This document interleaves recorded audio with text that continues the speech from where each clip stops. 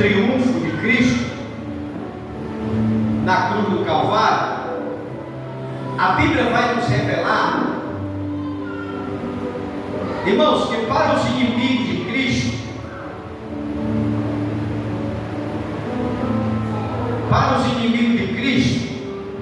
a cruz era a sua derrota.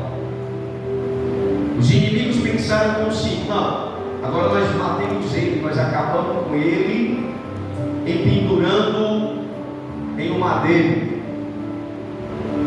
nós destruímos ele, mas, porém, ele transformou aquela derrota em vitória.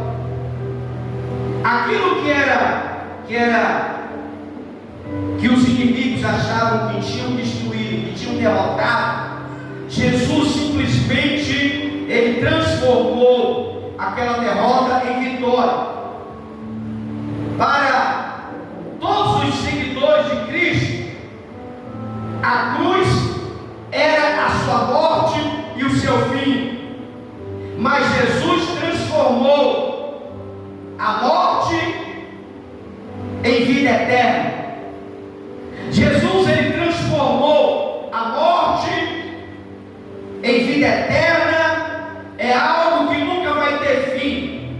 Portanto, o triunfo de Cristo na cruz do Calvário trouxe paz, trouxe vitória, trouxe perdão, trouxe vida eterna para aqueles que crêem no Filho de Deus. O texto que fizemos menção nessa noite em Colossenses, eu quero trazer 2 pontos para a nossa reflexão nessa noite. O primeiro ponto que eu quero abordar com você é que o triunfo na cruz sobre todo o inimigo. O primeiro ponto que eu quero abordar com você é que o triunfo de Cristo na cruz foi sobre todo o inimigo, porque Cristo transformou na cruz, triunfou na cruz sobre todos os seus adversários. Cristo, ele triunfou na cruz sobre todos os inimigos do homem que não poderiam nos vencer. O nosso inimigo, como eu preguei aqui uma vez, ele é espiritual. E a gente não consegue vencer um inimigo que é espiritual. Mas Jesus, na cruz, ele venceu todos os inimigos, que foi Satanás, os demônios, o diabo e todos aqueles que o servem. O inimigo espiritual que nós não conseguimos vencer, Jesus lá na cruz, ele venceu todos os principados, todas as potestades, tudo que habita no mundo espiritual, Jesus triunfou sobre eles. Em Hebreus 2, verso 14 e 15, vai estar escrito que Jesus se tornou carne e sangue. Jesus ele se tornou carne e sangue. Ele se tornou como nós, para que por sua morte destruísse aquele que tinha o poder da morte. Porque só quem poderia vencer a morte é Jesus. Mas para ele vencer a morte, ele precisou vir em carne e sangue para enfrentar a morte e todos os seus agrilhões, para que por sua morte destruísse aquele que tem o poder da morte, a saber, o diabo, e livrar todos que pelo pavor da morte estavam sujeitos à escravidão por toda a vida. Verso 15 vai falar sobre isso. que livrar de todos que com medo da morte estavam por toda a vida sujeitos à servidão. Diz para a pessoa que está do teu lado: não tem medo da morte não, porque Jesus venceu a morte. A morte, para o apóstolo Paulo, era um motivo de alegria. Ele disse: eu desejo e ter depressa e ver o meu Senhor. Paulo estava falando isso. Hoje, o crente ele tem medo de morrer, ele tem medo disso, ele tem medo daquilo. Ei, Jesus venceu a morte, ele tem a chave do inferno e da morte, de tudo. Só morre quando Deus permitir. Se Deus dizer assim: fulano, vem para cá que eu estou precisando de gente aqui no céu, ele vai, ele leva para ele, porque ele tem o poder. Ele venceu a morte, venceu o diabo, venceu os demônios, venceu os principados, os potestades, tudo na cruz. Ele triunfou. Ele venceu tudo isso. Mas para isso, irmão, ele precisou vir em carne e sangue. Vocês sabem o que é que a Bíblia está falando? Que ele veio carne e sangue, ele veio como eu e você. Ele veio na terra, ele sentiu as necessidades. Você sente necessidade de comer? Jesus teve necessidade de comer. Você sente necessidade de beber alguma coisa? Jesus também teve. Você sente necessidade, quando você está triste, chora. Jesus também chorou, já disse. Você tem aquela necessidade de estar angustiado? Jesus também se angustiou. As mesmas necessidades que nós temos na nossa vida, Jesus também teve. Mas Jesus veio com o objetivo de destruir a morte, de vencer o nosso inimigo, aquele inimigo que você tem medo.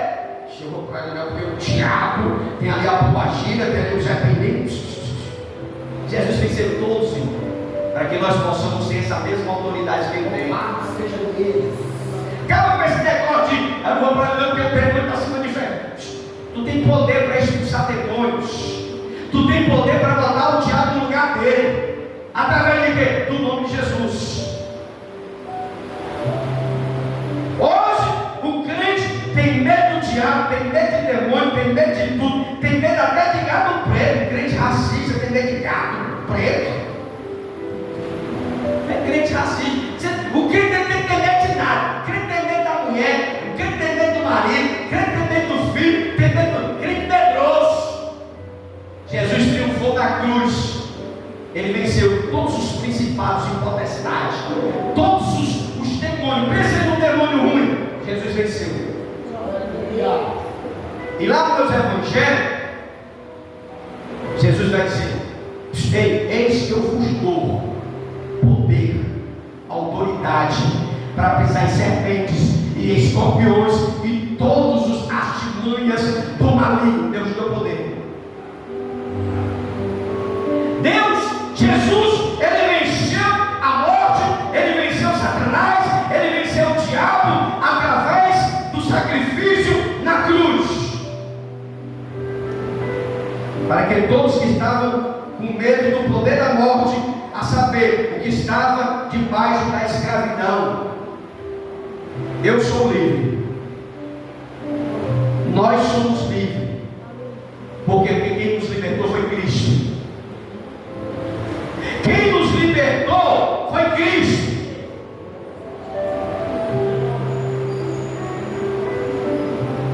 O crente, ele tem que entender que nós estamos aqui para fazer a diferença. Tem que acabar com esse negócio de ter que ter medo de morrer, tem que ter medo de resultado de exame, tem que ter medo do que o médico vai dizer, tem que ter medo do que o marido vai falar, tem que ter medo do que vai falar. O crente tem que ter medo de nada, irmão. Não vou fazer o exame porque eu tenho medo do resultado. Se o resultado é morte, vai para o céu, irmão. Foi isso que Paulo disse: desejo ir depressa ter com ele, porque o morrer é Cristo e o viver é louco. Paulo estava dizendo assim: se eu estou na terra, eu estou no lucro.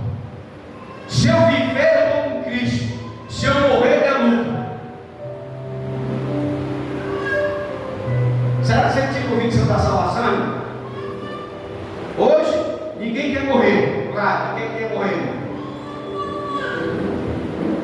Mas dependendo de tudo que a gente esteja passando, Jesus triunfou na cruz sobre todo e tem o poder da morte. Pastor, fulano está desenganado, Beltrano está desenganado, fulano está em 3 dias de vida, fulano tem uma semana de vida. Ei, a gente respeita a medicina, mas quem tem o poder na morte é Deus. O diabo, para tocar no crente, ele vai ter que dizer assim: eu posso dar uma cutucada naquele irmão ali. Aí se Deus disser assim, não, aí o diabo sai com a Bíblia entre as pernas, triste. Porque até para o inimigo tocar no crente, ele tem que pedir permissão a Deus. Jó, Satanás chega para Jó: vem cá, bicho, aí, não tem nada para fazer. Pronto, eu estou passeando e rodeado para ela. Tu viu o meu servo Jó? Tu viu meu servo Jó? Ele estava lá na terra, tu viu ele? É um cara rico, é um cara próximo, é um cara trabalhador, um cara justo, um cara honesto. Aí tudo ele tem porque tu dá ele. Aí o diabo vai pedir permissão para tocar em Jó. É permissão, Deus permite. O inimigo só toca em nós se Deus permitir. Se Deus não permitir, por quê? Porque Deus tem o poder da morte. A saber, o diabo, ele livrou todos os que pelo favor da morte estavam sujeitos à escravidão por toda a vida. Tudo está na mão de Deus. Cristo triunfou sobre a morte e o inferno. Apocalipse 1, 17, 18. O próprio Jesus Cristo, que triunfou na cruz, ele disse para João: João, vem cá, João, deixa eu te dizer uma coisa. Isso foi o próprio Jesus, chegou para João e Apocalipse disse: não temos, eu sou o primeiro e o último. Eu tenho a chave. Jesus vai dizer: eu sou o primeiro, o último, aquele que vive, aquele que estive morto, eis que estou vivo pelo século do século. Foi o próprio Jesus que se revelou a João na ilha de Patmos. Eu estou vivo, fui morto, mas agora estou vivo para todo sempre. E tenho a chave da morte e do inferno. Será que tem autoridade?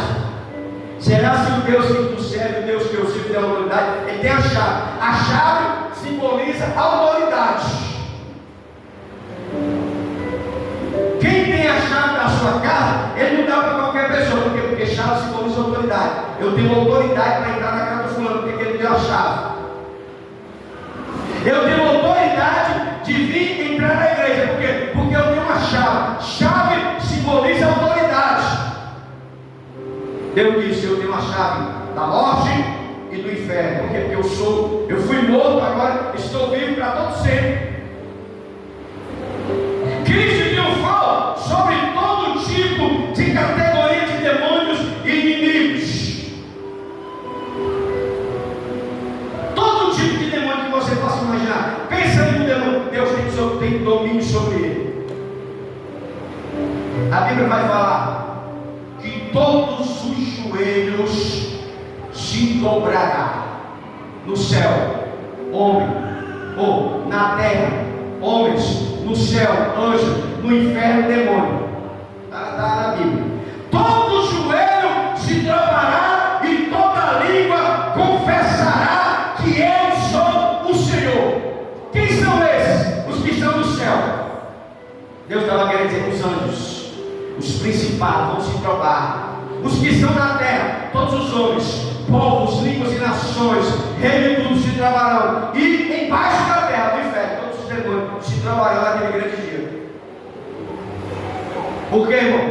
Porque ele tem o poder de tudo. Ele triunfou sobre toda a categoria de demônios. Efésios capítulo 1, verso 20 e 21 está escrito que Cristo está assentado à direita de Deus Pai, no lugar celestial, acima de quem? Dos principais. principados, acima de quê? Das potestades, acima de quê? Acima de tudo.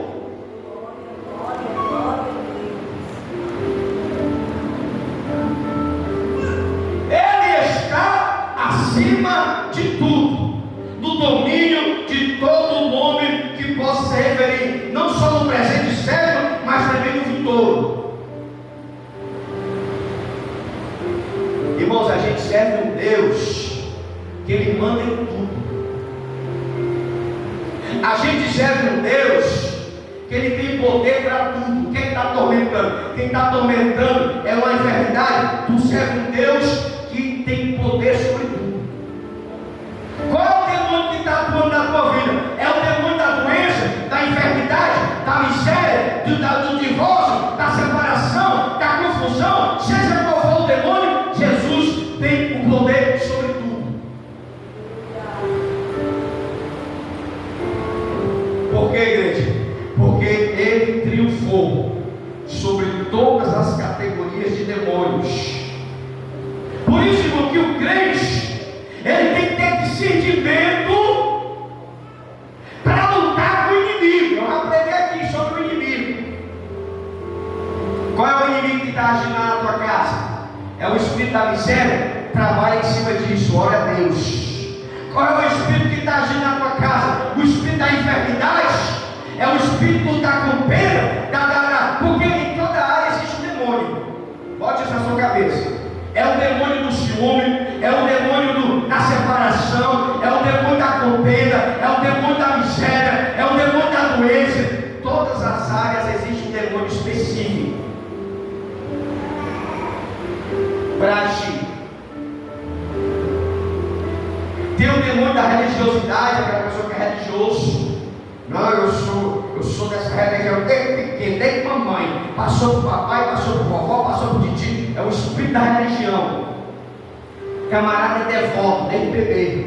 Sabe o que é isso? Espírito. Deus tem poder sobre todos os principados e sobre toda a verdade no século, mas também no futuro. Cristo triunfou sobre o pecado, pois em Hebreus capítulo 4, verso 14, verso 15, a Bíblia vai nos revelar nesses dois versículos. Temos, pois, Jesus, o Filho de Deus. Temos, pois, Jesus, o Filho de Deus, como grande sumo sacerdote que penetrou os céus, escrevendo-se firme a nossa confissão. Porque nós não temos, igreja, um sumo sacerdote que não possa compadecer da nossa fraqueza. Antes, ele sendo tentado,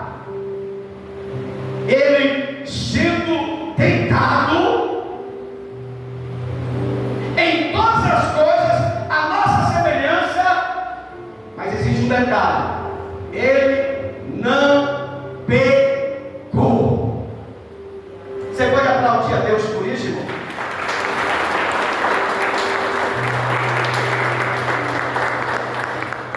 Hoje, o crente peca por esporte.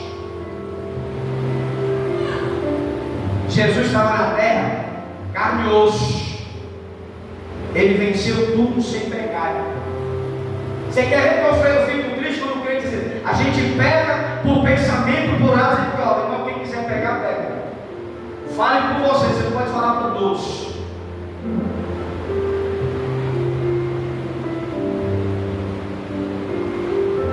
Nós somos frutos do pecado, descendente de Adão, beleza. Mas nós temos que pensar que existe também o segundo Adão, para substituir o primeiro. Ele veio para fazer a diferença. Então eu não quero pensar no primeiro, eu quero pensar no segundo. Nós somos falhos, nós erramos, claro. Mas o camarada diz que pega todo dia, toda hora, irmão. Todo dia tem que confessar Jesus. Certo que a gente se estressa, a gente se aborrece. A gente às vezes tem vontade de pegar, sentar um cascudo assim no crente até afundar a cabeça dele. que isso já é o espírito da raiva. Mas o crente também tem que ter um equilíbrio, irmão. A gente tem que saber dividir carne e espírito. A gente erra, a gente falha, a gente tem as nossas fragilidades, tem. Mas eu sei, a gente sabe que o pecado nos distancia de Deus. A gente pode viver na terra sem se contaminar com o pecado de Deus. Daniel viveu na Babilônia, mas ele não se contaminou com os manjares. Eu posso viver no mundo e ter uma vida de santidade. Noé viveu no mundo e não se contaminou, foi o pregador da justiça. Crente, eu comi demais. Tem crente que come até comer. Comi hoje no hospital gula. Jesus, ele viveu como eu e você. Passou por tudo isso aqui. Irmão, Jesus veio de carne para dizer assim: gente, vamos fazer um esforçozinho, né? Vamos fazer um esforçozinho, né? Jesus, ele veio de carne e osso. Ele sentiu as dores, o sofrimento, foi humilhado, chorou, passou por tentações, por provações. Mas o texto fala que ele não pecou. Não existe esse negócio de 100% Deus, 100% homem. Não existe, isso não está na Bíblia. Ele veio, se esvaziou da sua glória. Ele renunciou o trono. Agora eu vou entrar no personagem humano. Porque tem homem que diz, tem pessoas que Deus era 100% homem e 100% Deus. Não, ele era homem, carne e osso. Ele tinha a probabilidade de pecar. Tinha ou não tinha? Tinha. Mas ele veio por quê? Porque ele tinha um propósito. Nós temos propósito. Não estou dizendo que você não possa errar. Porque pecar é errar o alvo. Mas irmão, se eu cobiçar alguém, eu estou pecando. Isso aí está na Bíblia.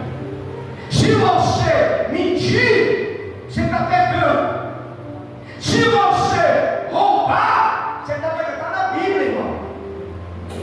Você só faz sabendo.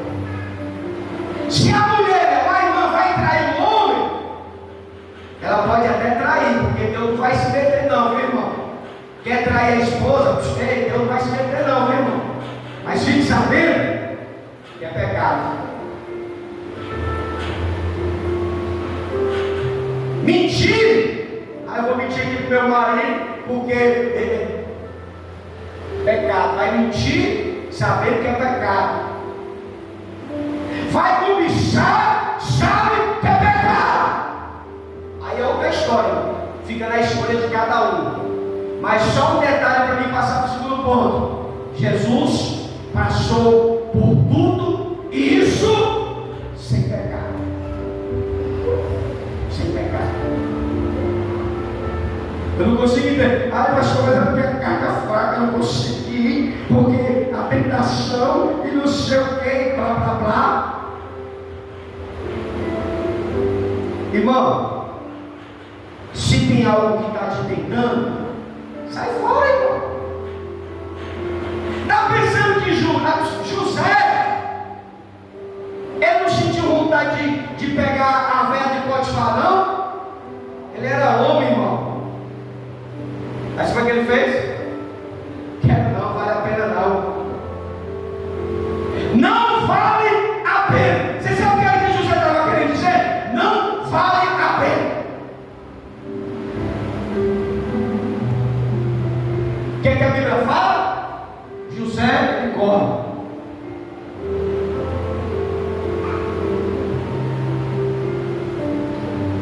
Porque a Bíblia fala que o sábio, ele vê o mal e cai fora. José permaneceu fiel. Ainda sobrou para ele. Inventaram calúnia que ele queria seduzi-lo e ter relação com ela. Mentira. Mas Deus viu tudo. Deus contemplou tudo e disse: é mentira. Eu sei que meu servo é fiel. Eu sei que meu servo segurou firme.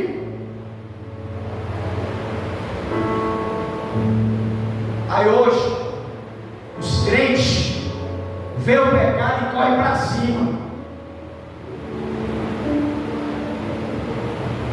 Hoje os crentes, ele vê o erro e corre para cima. Provérbio fala: o sábio, ele vê o mal e cai fora.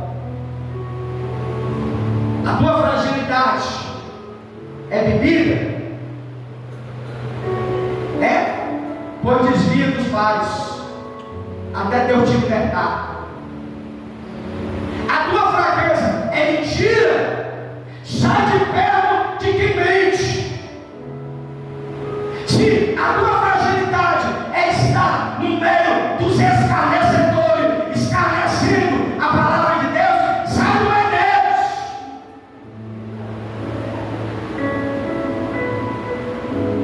Jesus, ele compadeceu-se da nossa fraqueza, que era como nós, e em tudo ele foi tentado,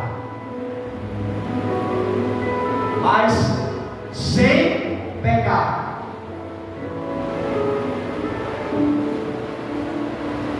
Por isso que tem aqueles crentes, o pé lá fora, o pé no mundo, o pé lá fora, o pé no mundo, o pé na igreja, o pé no mundo, o pé lá fora. Por quê? Porque não renuncia, irmão.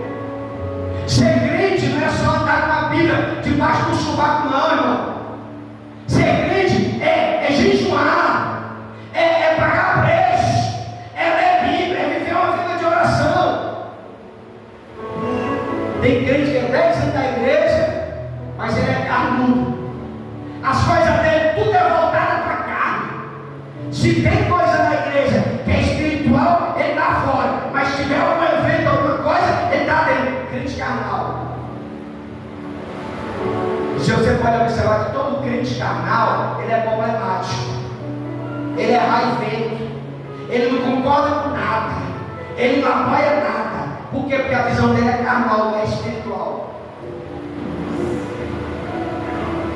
E quem vive na prática da carne é presa fácil para qualquer vacilo da vida.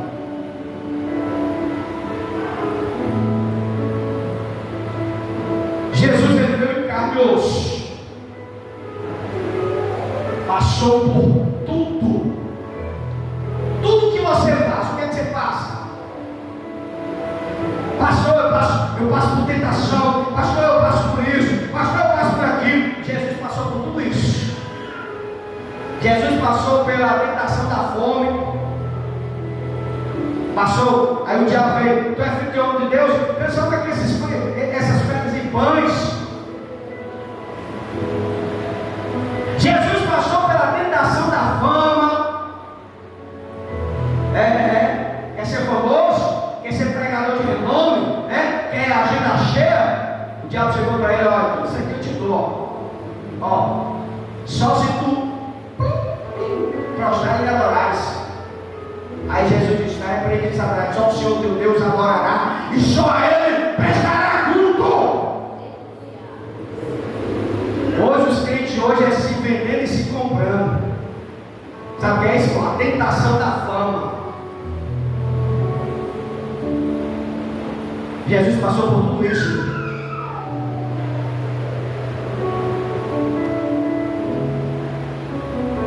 Jesus teve um encontro com a prostituta. Lá na Bíblia, lá no poço de Jacó. Mas Jesus foi com a intenção de ganhar ela para Deus. Não foi com intenções erradas, mas porque ele foi em nome.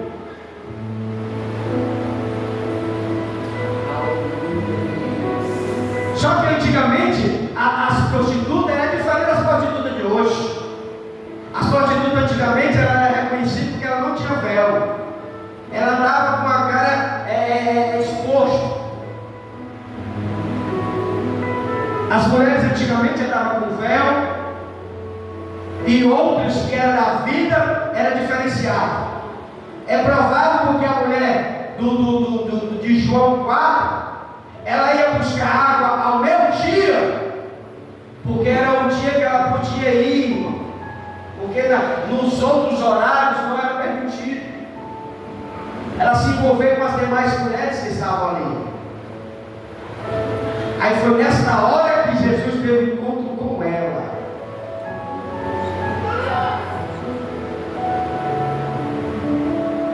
Com a intenção de quê? De salvá-lo. Hoje as prostitutas de hoje anda nua. Aí as mulheres dos crentes, eita, vigia, não, irmão, tem que ganhar ela também para Jesus. Aí as irmãs tudo ciumentas, aí fica com aquele negócio do diabo, que o diabo senta logo, porque a intenção de quem é espiritual é de ganhar os perdidos. Dependente de ter vestido ou nua. Mas quem vai fazer isso na vida do crente é se ele é espiritual ou se ele é carnal.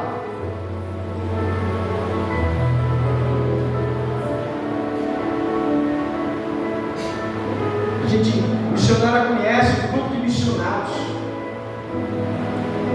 que evangeliza pessoas nuas, prostitutas nuas no meio da rua. Sabe o que é isso, irmão? Crente espiritual.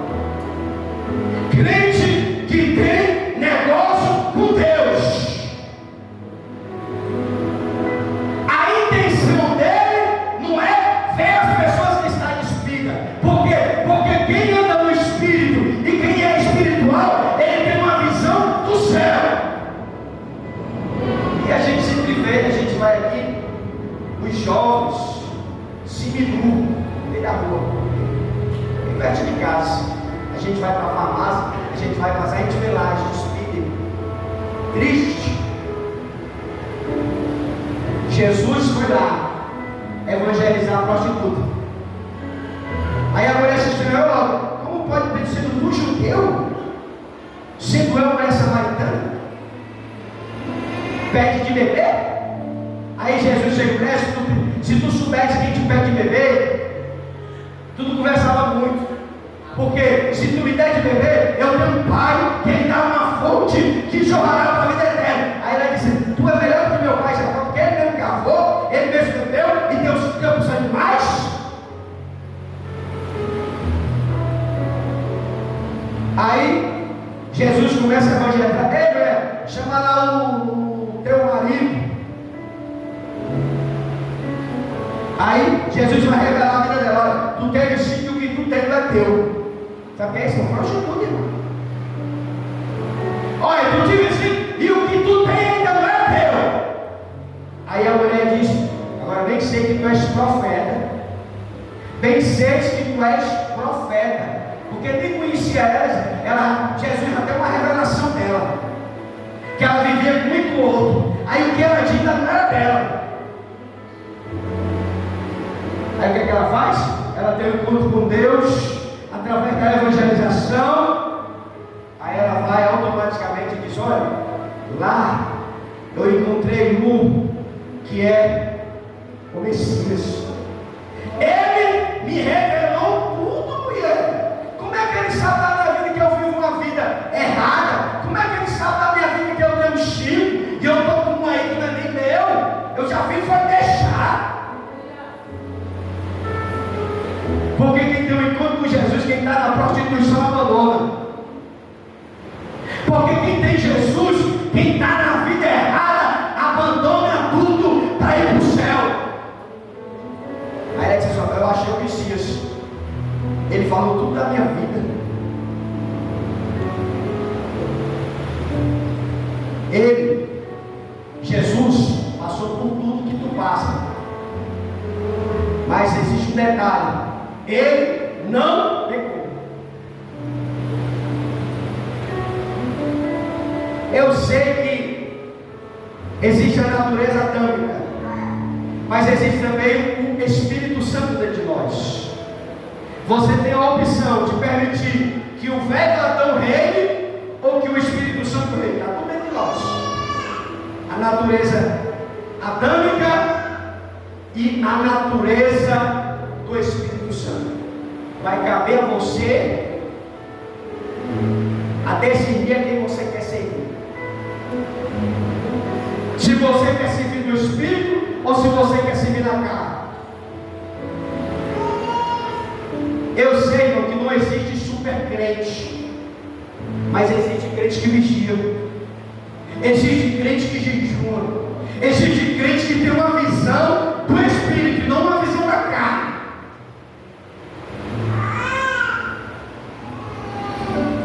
Cristo triunfou na cruz sobre o pecado, pois está escrito, tendo pois Jesus Filho, o Filho de Deus, o grande sacerdote, que penetrou o céu, conservando firme a nossa convicção.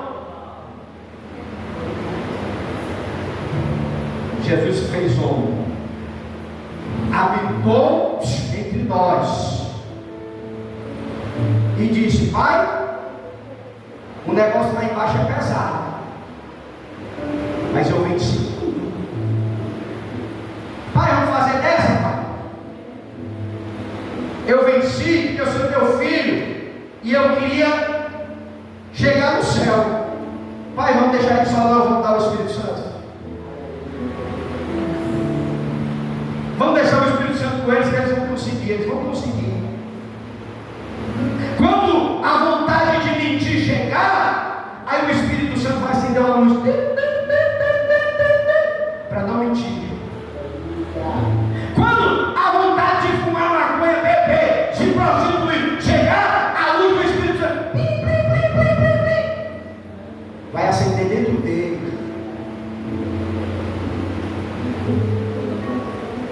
Porque Jesus, ele veio da mesma forma que nós estamos aqui. Venceu tudo sem pecado. Sem pecado.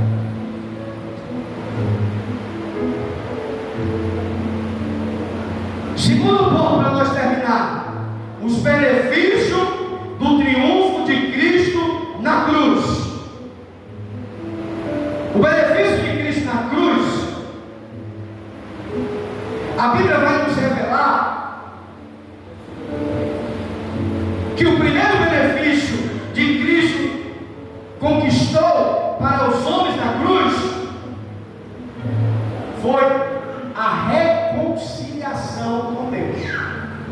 Olha, Deus estava de mal com a gente por causa do pecado. O pecado, ele colocou uma barreira entre o homem e Deus. Então, o triunfo de Cristo na cruz, o benefício que Cristo conquistou para nós, foi a reconciliação com Deus. Efésios 2, verso 3 ao 16, Paulo afirma que nós fomos aproximados de Deus pelo sangue de Cristo, a qual derrubou a parede que nos separava, que estava no meio. Ele reconciliou o homem com Deus,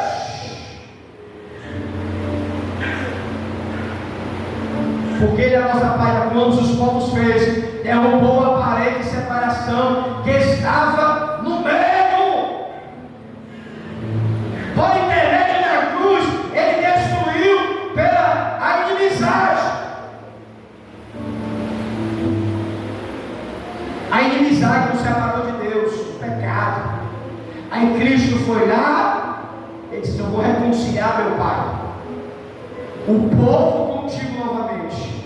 Ele reconciliou, ele derrubou, destruiu pela inimizade, através do triunfo da cruz de Cristo.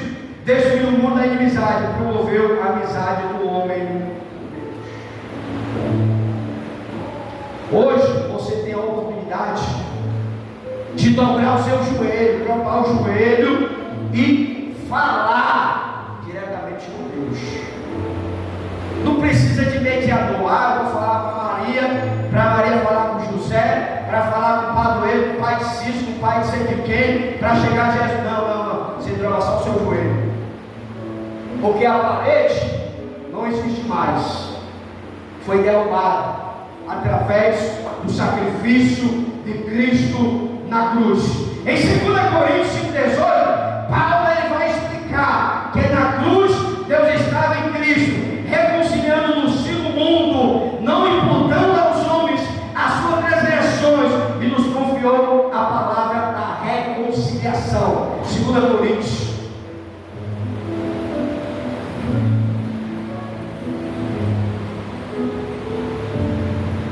Ele reconciliou, derrubando a parede, confiando a palavra da reconciliação. O segundo benefício que Cristo conquistou para o homem na cruz foi a paz com Deus. Pois em Colossenses 1,20 vai estar escrito que Deus, por meio de Cristo, havendo feito a paz pelo sangue da cruz, por meio dele reconciliou consigo mesmo todas as coisas, tanto que estão no céu, como os que estão na terra, como os que estão nos céus.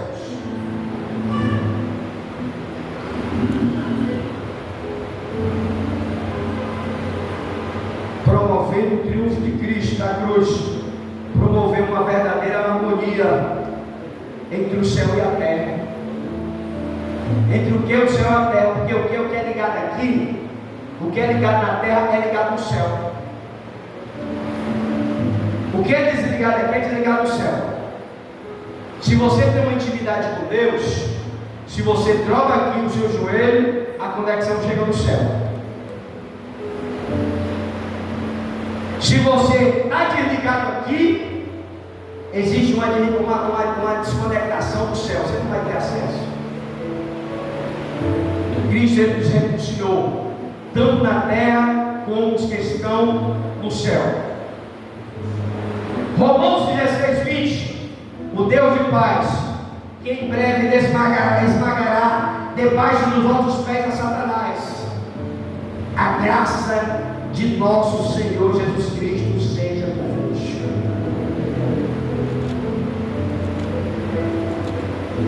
Irmãos, o dia do diabo está contado, viu, irmão? Fique com medo não, que está achando que ele está no controle, não, que ele está contado. Deus de paz esmagará em breve Satanás debaixo dos vossos pés. Quando o mal for totalmente erradicado do mundo, então a paz será plena e perfeita. Essa paz que está por vir não é a paz que as autoridades estão querendo, não. A paz verdadeira só vai acontecer quando Deus esmagará em breve Satanás debaixo dos vossos pés, para que haja a verdadeira paz e tranquilidade e harmonia sobre a terra. A paz será plena e perfeita quando esse dia chegar. Então aguenta só um pouquinho, que está chegando o dia, está chegando a hora de a igreja ir embora. Está chegando a hora da igreja ser arrebatada. Para mim concluir essa mensagem, o triunfo de Cristo, além de colocar todos os inimigos debaixo de vossos pés, trouxe ainda muitos outros benefícios para o homem.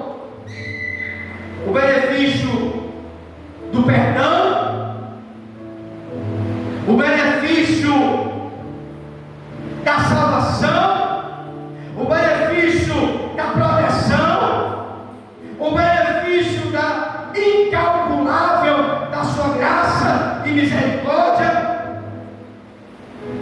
para os pecadores arrependidos.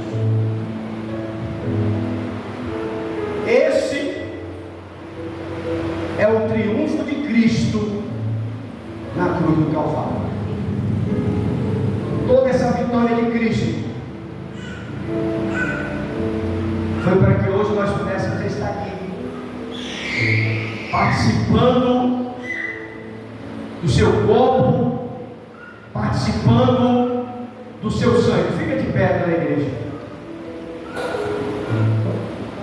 Participando do seu corpo, participando do seu sangue. Deus, ele rompeu as barreiras. Deus, ele passou tudo que você está passando, as lutas, as dificuldades que você está enfrentando. Jesus passou. Então não tem nada, irmão, que nos prenda.